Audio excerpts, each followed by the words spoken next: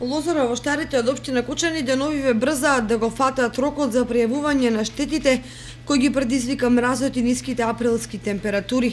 Во подрачната единица за земјоделство, шумарство и водостопанство во Кучани велат дека се работи на прифаќање на доставените барања и дека во предвидениот рок до 10 мај ќе бидат евидентирани сите земјоделци. Проценката на штета од климатските неповолни настани кои се случија на 21 и 22 април, Министерството за земјоделство, шумарство и водостопанство е на терен и ги проценува настанатите штети. Ги повикам сите граѓани на општина Кочани, општина Зрневци и општина Чешиново Блешево да се јават во матичните општини, каде ги има Министерство за земјоделие, шумарство и водостопанство и ги достави потребните барања за штети, истите да ги донесат во Министерство за земјоделие.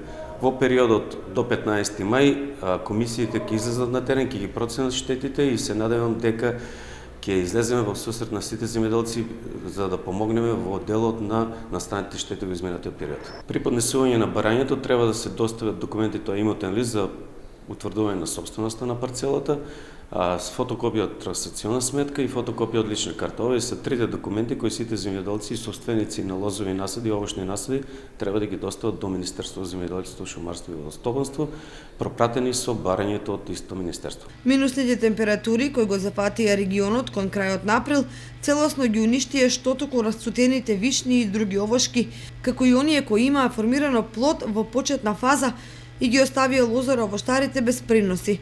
Големи штети претрпеа и оревите, чиј род во целост е уништен, а лозарите велат дека грозје на есен ќе нема ни да се проба. За да спасат што може да се спаси од реколтата, голем број овоштари и пеплосани овошни насади планираат да сеат пролетни главно градинарски или индустријски култури, како домати, грав, бостан и слично.